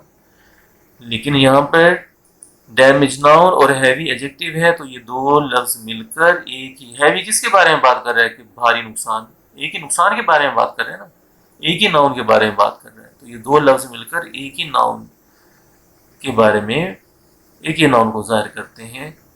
तो जब बहुत से अल्फाज मिलकर एक नाउन को जाहिर करें तो वो क्या होता है, नाउन फ्रेज। तो हैवी डैमेज भी नाउन फ्रेज होगा, हैवी से लेकर डैमेज तक। आगे देखिए, एन ओरल प्रेजेंटेशन, जिसके आखिर में टी आई ओ एन है, वो भी नाउन होता है, तो प्रेजेंटेशन नाउन हो गया।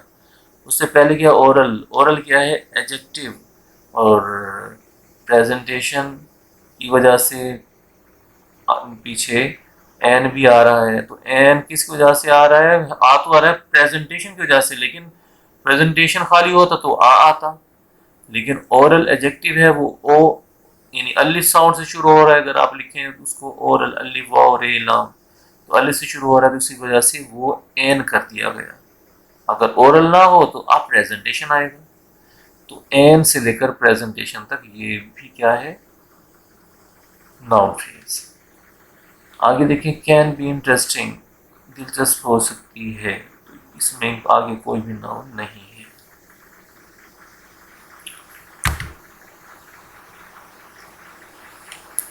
अब ये देखिए लास्ट है past indefinite and past continuous tenses. Past indefinite tense क्या होता है, सब्जेक्ट के बाद सेकंड फॉर्म लगाते हैं, वर्ब की सेकंड फॉर्म लगाते हैं पास्ट इंडेफिनिट में। और पास्ट कंटिन्यूअस टेंस में क्या करते हैं, सब्जेक्ट के बाद वॉज वर लगाते हैं, वॉज या वर लगाते हैं, और फिर फोर्थ फॉर्म लगाते हैं यानी इंग फॉर्म लगाते हैं, जिसके आखिर में आई एन जी होता है, याद रखिएगा। अब इसके रूल्स ये हैं स्टूडेंट्स, कि जहाँ पर कुछ ऐसे सेंटेंसेस होते हैं इंग्लिश में कि वहाँ पास्ट में, माजी में दो काम हो रहे होते हैं, दो काम होते हैं, एक काम हो रहा होता है और एक काम उस वक्त, उसी वक्त वाक़ होता है। एक काम मुसलसल उस वक्त हो रहा होता है, पहले से हो रहा होता है, और एक काम उस वक्त वाक़ होता है। मसलन जब मैंने गुज़िश्ता रात आपको टेलीफोन किया था तो आप क्या कर रहे थे, तो आप क्या कर रहे थे, तो क्या कर रहे थे, ये काम हो रहा था। और दूसरा, मैंने आपको गुज़िश्ता रात कॉल की, कॉल कर रहा था नहीं, कॉल की, पास्ट में एक लम्हे के लिए, एक खास वक्त के लिए आपने कुछ काम किया, और दूसरा उससे पहले कोई काम हो रहा था। तो इस किस्म के जो सेंटेंसेस बनते हैं तो उसका बहुत आसान तरीका है, वो आसान तरीका ये है कि वहाँ पर व्हेन भी आता है उन जुमलों में, ऐसे सेंटेंसेस में व्हेन भी आता है, तो व्हेन वाले हिस्सों में आपने लगानी होती है सेकंड फॉर्म, और दूसरे हिस्से में आपने लगानी है वॉज वर और ing इन फॉर्म। तो अब क्या बनेगा, व्हाट, मैंने बताया था कि यहाँ पर इस वाले हिस्से में आपने लगाना है वॉज वर ing। तो इंट्रोगेटिव सेंटेंस है, इंटेरोगेटिव नहीं होता, याद रखिएगा, ये होता है इंट्रोगेटिव, इंट्रोगेटिव सेंटेंस। तो इंट्रोगेटिव सेंटेंस में क्या होता है, वॉज वर स्टार्ट में लगाते हैं, तो यू के साथ वर लगेगा, वॉज लगेगा, वर, तो लगेगा व्हाट वर यू, और इन फॉर्म लगानी है doing, what were you doing when I, यहाँ पर कौन सी फॉर्म लगेगी, सेकंड, व्हेन वाले हिस्से में सेकंड फॉर्म लगानी है अपनी, व्हेन आई कॉल्ड यू। अब देखें यहाँ पर व्हेन वाले हिस्से में क्या लगेगा, कॉल्ड, और इस वाले हिस्से में क्या लगेगा, आई वाले हिस्से में, इस वाले हिस्से में वॉज, आई के साथ वॉज आता है, तो आई वॉज सिटिंग। जब आप सिटिंग लिखेंगे तो डबल टी हो जाएगा, सिट में सिंगल टी होता है, जब इंग फॉर्म बनाते हैं तो डबल टी हो जाता है। I was sitting in the cafe, मैं कैफे में बैठा हुआ था, व्हेन यू कॉल्ड मी, जब आपने मुझे कॉल की। नेक्स्ट, व्हेन यू, व्हेन वाले हिस्से में व्हेन स्टार्ट में आ गया, उस ऊपर वाले फिक्रों में देखें, सेंटेंसेस में देखें, व्हेन एंड में है दोनों सेंटेंसेस में, और यहाँ पर व्हेन ऊपर में भी व्हेन स्टार्ट में आप लिख सकते हैं, यानी when I called you last night what were you doing. इसी तरह से when you called me I was sitting in the cafe, लेकिन उसमें क्या होगा, अगर आप व्हेन स्टार्ट में लगाते हैं तो फिर कॉमा लगाना पड़ता है उस वाले हिस्से में, व्हेन यू कॉल्ड मी, यहाँ कॉमा लगेगा फिर अगर आप स्टार्ट में लिखेंगे, I was sitting in the cafe, मैं कैफे में बैठा हुआ था, और अगर आप वो वाला हिस्सा पहले लिखते हैं तो फिर कॉमा नहीं लगाते। तो when you arrived at the bus stand, देखें अब यहाँ पर क्या है, इस क्लॉज में इस वाले हिस्से में कॉमा लग रहा है, व्हेन यू अराइव्ड, यानी मैंने आपको बताया था व्हेन वाले हिस्से में सेकंड फॉर्म लगानी है, तो अराइव की second form arrived, when you arrived me at the bus stand, जब आप बस स्टैंड पहुंचे। हु, अब हु के बाद है बी, बी आ रहा है, अब यहाँ पर इन फॉर्म नहीं आएगी, अब बी की फॉर्म आपने बनानी है, बी की फॉर्म प्रेजेंट होती है इज एम आर होती है प्रेजेंट, ठीक है, वॉज वर होती है पास्ट, बी की फॉर्म सही है, याद रखिएगा, बी की फॉर्म प्रेजेंट में है इज एम आर, पास्ट है वॉज वर, और उसकी परफेक्ट है हैड बीन, प्रेजेंट परफेक्ट है इसकी हैज बीन और हैव बीन, और फ्यूचर परफेक्ट इसकी फॉर्म है will have been, shall have been. अब हु पास्ट आपने लगाना है क्योंकि पीछे पास्ट आ रहा है, when you arrived at the bus stand, जब आप बस स्टैंड पर आए, अराइव्ड लिखना आपने डी लगाना है साथ, अराइव के साथ डी लगाना है। तो हु वॉज देयर, तो वहां कौन था, सिर्फ वॉज आपने यहाँ पर लगाना है, आई एन जी यहाँ पर नहीं लग सकता, उन्होंने वर्ब भी नहीं दी, वर्ब देते उन्होंने सिर्फ हेल्पिंग वर्ब दी है बी, तो बी के मुताबिक हमने यहाँ पर वॉज लगाना है पास्ट में। आगे देखें शमसा, और उसके बाद वॉच आ रहा है, तो क्या आएगा, वेन वाले हिस्से में क्या आएगा, पहले सोचो, वेन वाले हिस्से में सेकंड फॉर्म आएगी, और इस वाले हिस्से में was were I N G लगेगा, तो शमसा के साथ वॉज आएगा, वर आएगा, वॉज आएगा, वॉच का क्या बनेगा, watching, Shamsa was watching a film when she, here की सेकंड फॉर्म क्या होती है, हर्ड, स्पेलिंग क्या होते हैं, HEARD, ED नहीं होता, ख्याल कीजिएगा, HEARD, when she heard नहीं होता, ये होता है when she heard the noise, जब उसने शोर सुना। Shamsa was watching a film, Shamsa एक फिल्म देख रही थी, when she heard the noise, जब उसने शोर सुना।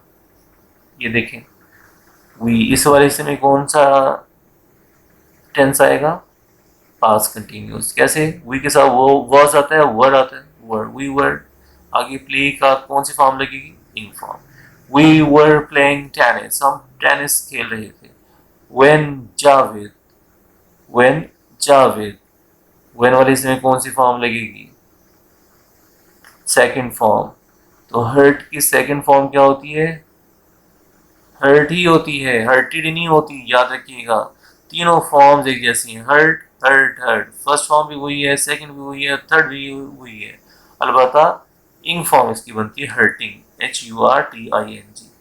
तो यहाँ वेन है, वेन वाले हिस्से में कौन सी फॉर्म लगाते हैं, सेकंड फॉर्म, तो ये हर्ट ही सेकंड फॉर्म है, हर्ट ही फर्स्ट फॉर्म है, ठीक है।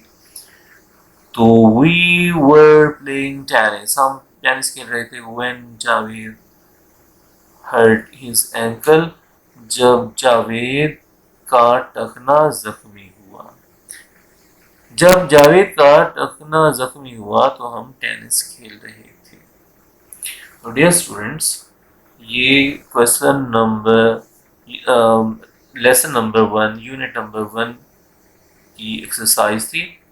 आपने ये ग्रामर पोर्शन अच्छी तरह से समझना है। इस वीडियो को आपने कम से कम 2 बार देखना है, मुख्तलिफ, एक दफ़ा आज आपने देख लिया, फिर आप कल देख लें, फिर परसों देख लें, 2-3 दफ़ा जब आप देखेंगे तो ये आपको रूल्स अच्छी तरह से क्लियर हो जाएंगे। तो नेक्स्ट लेसन में हम इसकी कंप्रीहेंशन करेंगे, क्वेश्चन आंसर्स करेंगे। तो आप खूब मेहनत करें डियर स्टूडेंट्स, आपके पास बहुत अच्छा मौका है अच्छे मार्क्स लेने का। वो स्टूडेंट्स जो 9th में मेहनत नहीं कर सके, अगर वो 10th में मेहनत कर लेंगे बहुत ज़्यादा, तो 9th में भी उन्हें उतने ही मार्क्स, उतने ही परसेंट मार्क्स मिलेंगे जितने जितने परसेंट वो 10th में स्कोर करेंगे, लेंगे, ठीक है। तो इसलिए आपके पास बहुत अच्छा मौका है कि आप खूब मेहनत करें, घर बैठें, और कहीं अकेडमीज जाने की ज़रूरत नहीं है, ऑनलाइन लेक्चर्स लें। हम ऑनलाइन सेशन भी करेंगे आपका, और वीडियोस के ज़रिए भी आपको ये लेसन्स भेजते रहेंगे। और आपने ये चैनल सब्सक्राइब भी करना है, और आइकॉन बेल आइकॉन जो है ना, उसको आपने प्रेस भी करना है, ताकि जो भी न्यू वीडियो अपलोड हो उसका आपको नोटिफिकेशन मिल जाए। और जैसे कि मैं आपको पहले भी बारहा बता चुका हूँ कि आप लैपटॉप पे हैंड फ्री लगाकर लेक्चर सुना करें, तो आपको बहुत ज़्यादा अच्छा लगेगा, बहुत अच्छी तरह से समझ आएगी। अगर आप लैपटॉप पे नहीं बल्कि सेल फोन पे अगर आप ये लेक्चर सुनेंगे तो आपको बिल्कुल भी समझ नहीं आएगी और उसका फ़ायदा नहीं हो। तो डियर स्टूडेंट्स, अपना, अपने पेरेंट्स का, अपने बहन भाइयों का बहुत ख्याल रखिएगा। Take care. अल्लाह हाफिज़।